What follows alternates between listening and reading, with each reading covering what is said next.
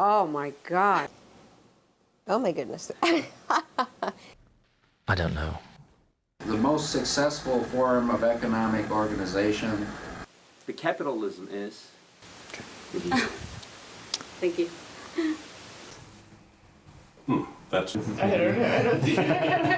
that's fine. 네, 안녕하세요. 반갑습니다. 저는 임재혁이라고 합니다. 오늘은 유튜브를 통해 배우는 경제학 인강 첫 번째 시간입니다. 지난 일요일과 수요일에 민중의 소리 이완배 기자님의 경제학 기초 1강을 들었습니다. 정말 배울 게 많은 강의였던 걸로 기억합니다. 강의에 이어서 인강은 오늘부터 10차례 정도 진행됩니다. 경제학, 자본주의에 대한 구체적인 내용을 들어가기 이전에 우리가 왜 공부를 해야 하는지에 대해서 한번 생각해 봤으면 좋겠습니다. 여러분, 혹시 그들이 말하지 않는 23가지라는 책을 알고 계신가요? 그 책을 비롯해 여러 경제학 책으로 우리나라에도 잘 알려진 영국 케임브리지 대학의 장하준 교수는 경제학을 배워야 하는 이유에 있어서 이렇게 이야기했습니다. I try my best to dispel this widespread perception that economics is too complicated for non-economists. And actually it's very strange because people have very strong opinions about everything. Iraq war, gay marriage, does God exist, global warming. You all have very strong views on these things despite not having a degree in theology, not having a degree in energy economics, not having a degree in international relations. But when it comes to economics, people say, oh yeah, it's for specialists, I don't know. But why? I mean, if you can have a very strong view on Iraq or Afghanistan without a degree in international relations, you should have a strong view on government economic policy without a degree in economics. I say that this is only because the economists have been fantastically successful in making people believe that it is actually a lot more difficult than what it really is. So they'll tell you, I could explain it to you, but then you don't understand. 95% of economics is common sense. Of course, made to look difficult with the use of jargon and mathematics. And even the remaining 5% can be understood, at least in its essence, if not in all technical details, if someone bothers to explain it to you in an accessible way. For example, what is economics? The ethical foundations of economics. Whether you can separate economics and politics, and how different ways of conceptualizing the economy affects the way we see the world. For example, people think that. 네, 영상 잘 보고 오셨나요? 경제학은 상식적인 이야기이고 경제를 알게 되면 세상을 보는 관점도 달라진다고 합니다. 그렇다면 우린 어떠한 경제학을 알아야 할까요? 그것은 바로 우리가 살고 있는 사회, 자본주의 사회를 이해할 수 있는 경제학을 알아야 합니다. 우리나라에서 대한민국이 자본주의 사회라는 걸 모르는 사람은 아마 거의 없을 겁니다. 그런데 자본주의가 뭐냐? 라는 질문을 던진다면 제대로 답할 수 있는 사람이 얼마나 될까요? 이런 질문을 던졌을 때 어떠한 사람은 이렇게 이야기합니다. 시장 경제가 자본주의 사회 아니냐? 그런데 시장은 조선시대에도 있었습니다. 조선시대는 자본주의 사회가 아니라 봉건제 사회였고요. 또 이렇게 이야기하는 사람도 있습니다. 자본주의는 민주주의라고. 근데 약간 아쉽게도 이것도 맞지 않습니다. 왜냐하면 민주주의는 정치체제를 이야기하는 것이고 자본주의는 경제체제를 표현하는 것이니까요. 생각보다 자본주의에 대해 정확하게 알고 있는 사람은 많지 않습니다. 여러분은 자본주의 사회가 뭐라고 생각하시나요? 자신 있게 대답할 수 있으신가요? 자본주의를 잘 알아야 하는 이유가 단순히 자본주의에 살고 있기 때문에 자본주의를 잘 알아야 한다. 그것은 아닙니다.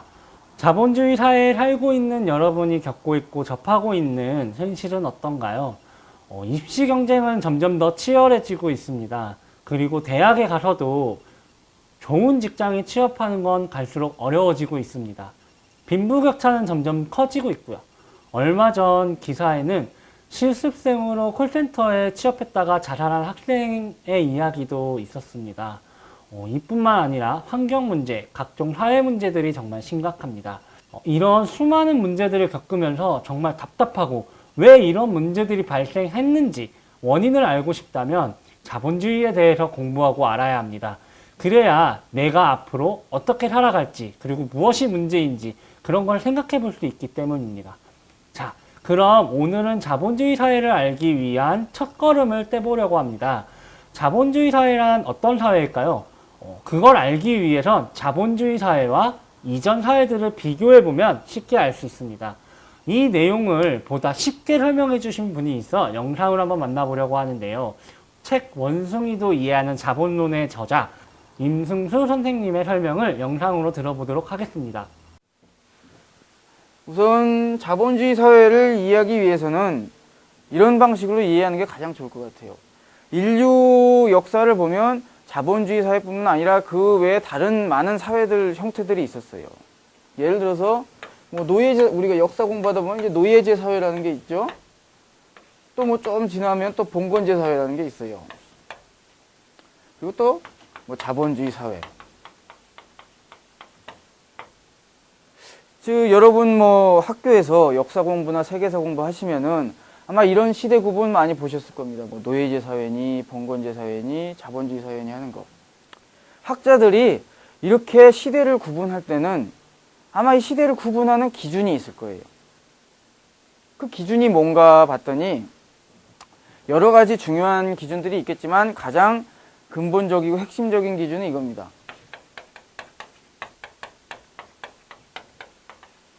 생산관계라는 거예요. 생산관계. 어려운 용어 나니까 지금 막 또 벌써 긴장하시는 것 같은데 뭐 그렇게 어려운 용어 아니에요. 이런 거죠. 뭐 사람이 먹고 살려면 기본적으로 생산해야 되잖아요. 여러분이 입고 있는 신발, 뭐 옷, 아니면은 뭐 우리가 쓰고 있는 필기도구라든지 집, 뭐 모든 것이 누군가가 생산을 해서 우리가 쓸 수 있는 건데 인류는 살아오면서 생산이란 걸 하고 삶을 영위해 왔죠.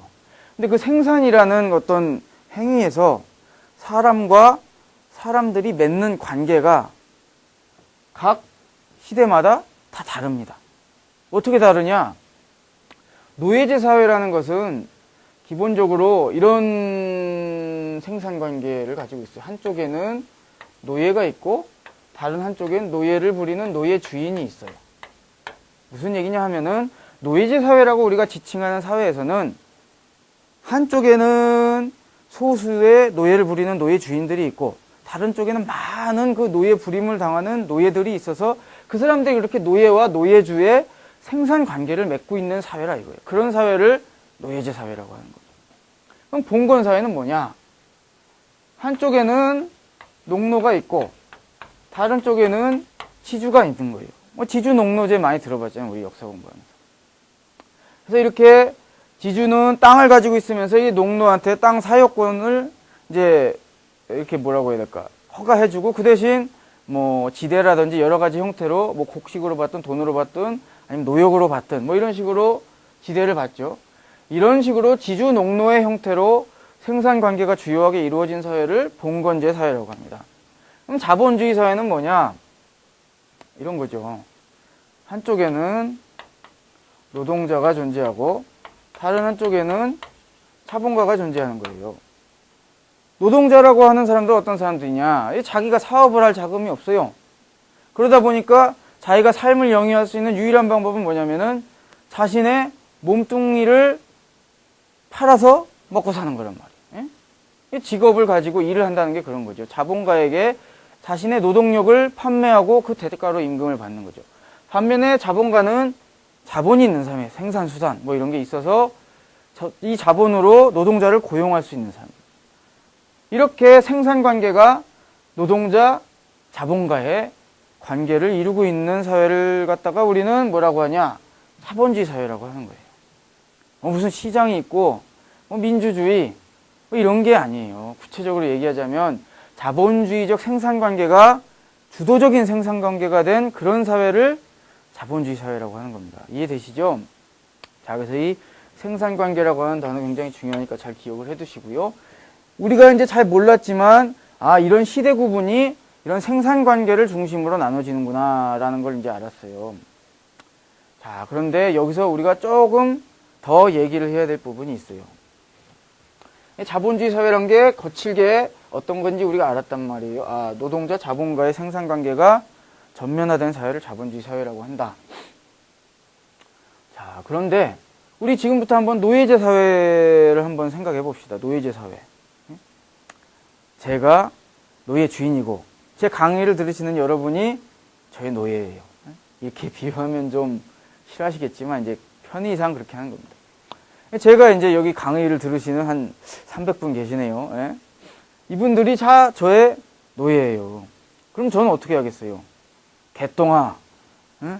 저기 가서 나무 해와라. 예? 너는 밥 지어라. 너는 나가서 농사 지어라. 넌 내 발 좀 닦아라. 뭐 이렇게 하면 제가 나쁜 놈이 되겠지만 이제 말하자면 그런 겁니다. 그런 식으로 노예주들은 노예한테 일을 막 시키고 생산을 시켜서 거기서 노예들이 만든 생산물을 다 누가 가지죠? 그렇죠. 노예주가 다 가진단 말이에요. 다른 사람이 생산한 것을 다 뺏어가지고 자기 것으로 가져요. 이거를 두 글자로 뭐라고 하죠? 그렇죠. 착취라는 단어를 쓰죠. 착취. 누가 누구를 착취한다. 아니, 노예주가 노예를 착취한다. 뭐 잘 알고 있는 단어죠, 우리가. 예. 자, 이렇게 착취를 하게 되면 누가 누군가를 착취하게 되면 어떤 결과가 발생하냐? 저 수많은 300명의 노예들이 하루 종일 저를 위해 일한단 말이에요. 그 사람들이 열심히 일해서 만들어낸 그 생산물이 다 제 거예요. 그러면 저는 부자가 될까요? 가난해질까요? 당연히 부자가 되겠죠. 쉽게 얘기하자면 여기 계신 분들이 다 저를 위해서 앵벌이 하는 거예요. 편의점 가가지고 하루에 알바 뛰고 4만 원씩 버는데 300분이 계시니까 4만 원 곱하기 300 얼마냐? 1200만 원인가요? 하여튼 엄청 하루에 저는 여러분이 4만 원씩 번 돈을 제가 다 가지는 거. 그게 노예제 사회란 말이에요. 그런 걸 위해서 이제 발생하는 현상이 뭐냐? 엄청난 빈부격차라는 거예요. 빈부격차. 그러지 않겠어요? 여러분이 일한 모든 성과가 다 제 건데 저는 엄청난 부자가 되죠. 반대로 노예로 사는 여러분들은 가난해지죠. 여러분이 일한 성과가 다 뺏기니까, 착취당하니까. 뭐 너무 당연한 얘기인 것 같은데 조금 더 한번 알아보죠. 그럼 이제 노예제 사회는 알았으니까 봉건 사회를 한번 생각해 봅시다. 서양 봉건제 예를 드는 게 좋을 것 같아요. 우리가 공부하면서 많이 익숙해져 있으니까. 서양 봉건제 사회라고 하는 거는 이렇게 토지가 있어요. 이게 뭐라고 하냐면 보통 영주가 소유한, 봉건 영주가 소유한 장원이라고 하죠. 이 장원은 크게 이렇게 나눠지는 거예요. 대규모의 아주 영주가 직접 관리하는 직영지가 있고 조금조금하게 농노들이 부쳐먹고 사는 땅들이 있어요. 자, 그런데 이 서양 봉건 사회의 일주일이 어떻게 돌아가냐 한번 생각해 보면 일주일이 7일이죠? 뭐 서양 봉건 사회는 대부분 예수님 믿었으니까 하루 빼죠. 안식일을 뭐 거룩히 여기라 해가지고 하루 쉬잖아요. 7에서 1을 빼면 이제 6이 나오죠. 안식일을 제외한 나머지 6일 중에서 3일 농노들의 경우 3일 절반 정도는 자기가 이렇게 점유하고 있는 땅에서 농사를 지어서, 그리고 거기서 나오는 산출은 자기 이제 생계, 자기 가족의 생계로, 생계 수단으로 쓰죠. 그러면 나머지 3일은 어떻게 사느냐, 이 사람들이. 그 수많은 농노들이 다 영주의 직영지로 가는 거예요. 이 영주 직영지에서 열심히 농사 지어주고, 그러면 그 이 직영지에서, 대규모 직영지에서 나오는 그 생산물들은 다 누가 가지냐? 영주가 다 가진단 말이에요. 쉽게 얘기하면은 농노라는 사람은 일주일의 절반은 자기 자신을 위해서 일하지만 나머지 절반은 영주를 위해서 일해준단 말이에요. 이거 뭐죠?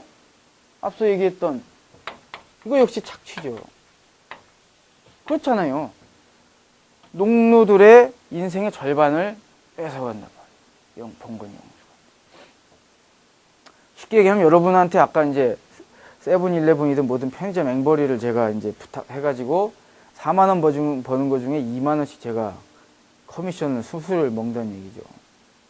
당연히 그 수많은 사람들이 일한 거의 절반을 그 사람이 가져가니까 이 봉건 영주는 이 착취의 결과로 부자가 되고, 이 봉건 농민들, 농노들은 어떻게 될까요? 자기 일한 거의 절반을 뺏기니까 가난해지고. 봉건 사회도 역시 이런 착취의 결과로 엄청난 빈부격차가 발생하는 거예요.